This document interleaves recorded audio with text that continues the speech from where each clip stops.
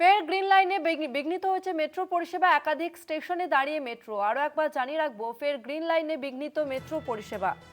দীর্ঘক্ষণ একাধিক স্টেশনে দাঁড়িয়ে মেট্রো। যান্ত্রিক ত্রুটির জেরে ব্যাহত মেট্রো চলাচল, এমনটাই মেট্রো রেল সূত্র মারফত খবর পাওয়া যাচ্ছে। ময়দান দক্ষিণেশ্বর মহানায়ক উত্তম কুমার শহীদ ক্ষুদিরামে বিঘ্নিত হয় মেট্রো পরিষেবা।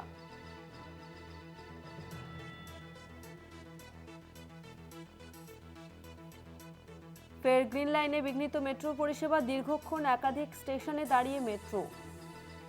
যান্ত্রিক ত্রুটির জেরে ব্যাহত মেট্রো চলাচল, এমনটাই মেট্রো রেল সূত্রে খবর।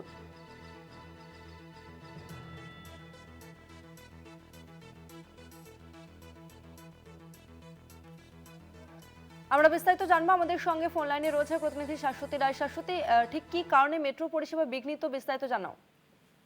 দেখো, যেমনটা জানানো হচ্ছে মেট্রো রেলের তরফ থেকে, যে পাওয়ার সাপ্লাই, থার্ড লাইনে পাওয়ার সাপ্লাই এর সমস্যার কারণেই টানেলের মধ্যে আটকে যায় মেট্রো, এবং নেতাজি ভবন থেকে রবীন্দ্র সদন স্টেশনের মধ্যেই এই ঘটনা ঘটে আপ লাইনের ক্ষেত্রে।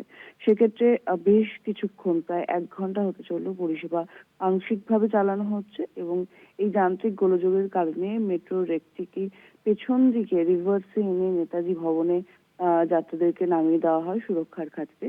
সেক্ষেত্রে পরিষেবা বিঘ্নিত হয়েছে একেবারে অফিস টাইমের শুরুতেই।